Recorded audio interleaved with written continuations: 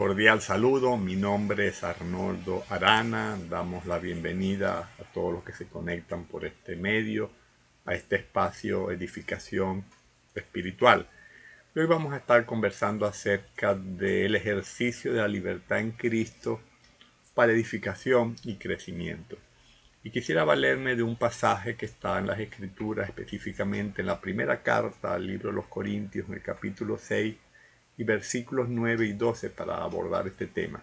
Y dice así: ¿no sabéis que los injustos no heredarán el reino de Dios? No es rey, ni los fornicarios, ni los idólatras, ni los adúlteros, ni los afeminados, ni los que se echan con varones, ni los ladrones, ni los avaros, ni los borrachos, ni los maldicientes, ni los estafadores heredarán el reino de Dios. Y esto erais algunos, mas ya habéis sido lavados, ya habéis sido santificados, ya habéis sido justificados en el nombre del Señor Jesús y por el Espíritu de nuestro Dios. Y luego el pasaje central que vamos a estar trabajando, pero es importante tener el contexto de los versículos anteriores. Todas las cosas me son lícitas, mas no todas convienen. Todas las cosas me son lícitas, mas yo no me dejaré dominar de ninguna. Este pasaje de 1 Corintios pone de manifiesto las tensiones que experimentan los creyentes cristianos entre la libertad que tenemos en Cristo Jesús y las restricciones que nos impone la ley del amor. También pone de manifiesto la relación que guarda el ejercicio de la libertad con la asunción de la responsabilidad personal que tenemos como creyentes cristianos. Y la palabra de Dios nos dice que Cristo nos hizo libres.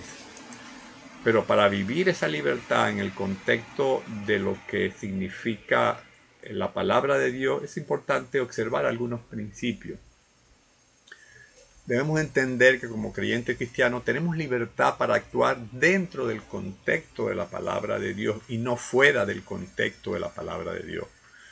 Con mucha frecuencia este pasaje se utiliza extrayéndolo fuera del contexto donde fue expresado, muchas veces para justificar una libertad, para hacer cosas que no son convenientes y que son condenadas expresamente por la palabra de Dios. Y este pasaje no otorga libertad, vale decir, licencia para hacer lo malo. Los creyentes que usan este pasaje como justificación y argumentación para sus acciones contrarias a los principios de la palabra de Dios no andan en libertad, sino en libertinaje. Además, no viven en libertad, sino en esclavitud, porque el pecado ha vuelto a enseñorearse en sus vidas. Como dice Juan 8, Jesús dijo: todo aquel que hace pecado, esclavo es del pecado. Y yo creo que esta es la exégesis que hace armonía con el pasaje. Para el creyente hay cosas lícitas e ilícitas. Y dentro de las lícitas no todas convienen.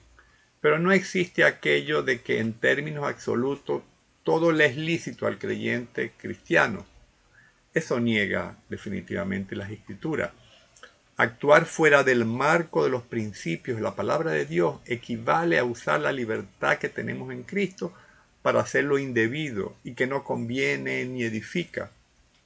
Por el contrario, somos llamados a usar la libertad que tenemos en Cristo para servir a otros en amor y hacer cosas que edifican, como lo deja entrever Gálatas capítulo 5 y versículo 13. Porque vosotros, hermanos, a libertad fuisteis llamados, solamente que no uséis la libertad como ocasión para la carne, sino servíos por amor los unos a los otros. Ese es un principio esencial a observar por los creyentes cristianos. Al respecto también comenta la carta del apóstol Pedro allá en el capítulo 2 y versículo 16.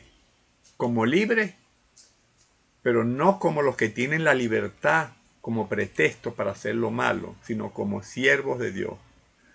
La condición de libertad que tienen los creyentes en Cristo, mencionada en la palabra de Dios, se refiere en buena medida a la libertad de la condenación de la ley y del poder del pecado.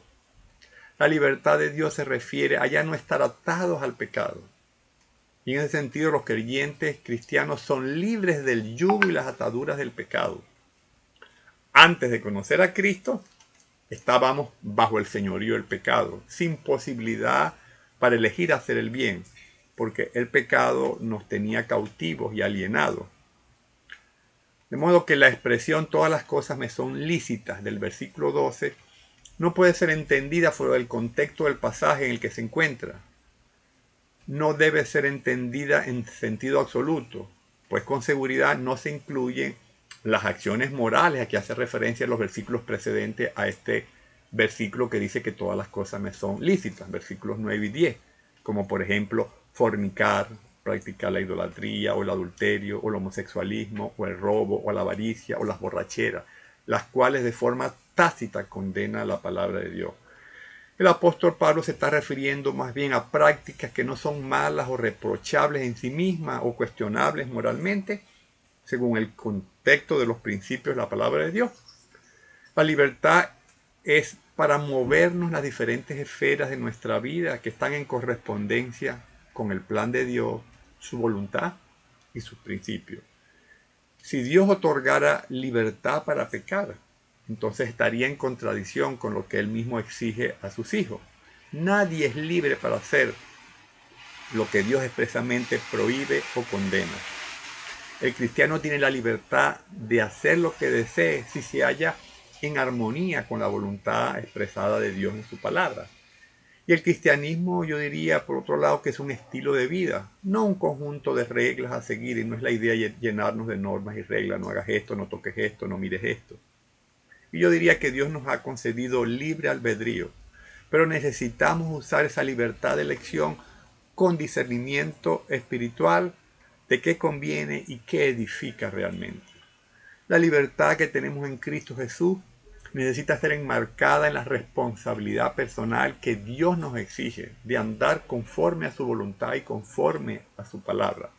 Y a la luz de la palabra de Dios no somos libres para hacer lo que se nos venga en gana, ajenos al efecto que nuestras acciones pueden producir en otras personas, en la familia, hermanos en la fe, etc.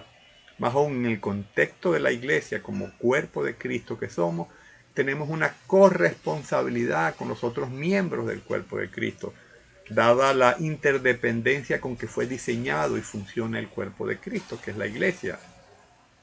No solo por lo que hacemos, sino también por lo que se nos demanda hacer y que dejamos de hacer muchas veces. Desde esta perspectiva podemos afectar negativamente a otro, sea por omisión o sea por comisión. Por otra parte, finalmente Dios nos va a pedir cuenta de nuestras acciones. Cada creyente tendrá que pasar por un proceso de rendición de cuentas sobre lo que hizo mientras estuvo aquí en la tierra, como dice Romanos 14:12. Y eso se llama mayordomía, entender que somos mayordomos de Dios. Y en el contexto del cuerpo de Cristo se nos pedirá cuenta sobre cómo contribuimos o no a la edificación de ese cuerpo. El cuerpo de Cristo se edifica con y en amor, dice Efesios 4:15. Y yo diría que el amor es el principio rector que regula la libertad para el creyente cristiano. El límite impuesto sobre la libertad otorgada al creyente es definitivamente el amor. De hecho, cuando la libertad no está regulada por el amor, se convierte entonces en libertinaje. Y podemos decir que el creyente es libre para el amor, es libre de amar a Dios y amar a su prójimo. Y si utiliza esa libertad para amar, entonces estará utilizando su libertad apegada a la responsabilidad ética que demanda la palabra de Dios. El amor pues crea responsabilidad hacia otro y el amor debe enmarcar el ejercicio de la libertad para los creyentes cristianos. Como creyentes cristianos pues necesitamos saber para qué Cristo nos proveyó libertad a través de su obra redentora y que esa libertad está vinculada a nuestra relación con Él. La libertad que alcanza el hombre nace en su relación con Dios. Y cuando el hombre hace valer su independencia ante Dios, pierde su real libertad. Usa la libertad entonces para perder su libertad y para hacerse un esclavo del pecado. Mi libertad, pues, en Cristo no debe ser usada para dañar o producir perjuicio a otro, sino para provecho y edificación propia y de quienes me rodean. Si mi conducta en algún momento genera tropiezo en mi hermano en la fe, La palabra de Dios me exhorta a abstenerme de esa acción. Y por eso dice 1 Corintios 10:32, no seáis tropiezo ni a judíos, ni a gentiles, ni a la iglesia de Dios. Hasta el próximo encuentro.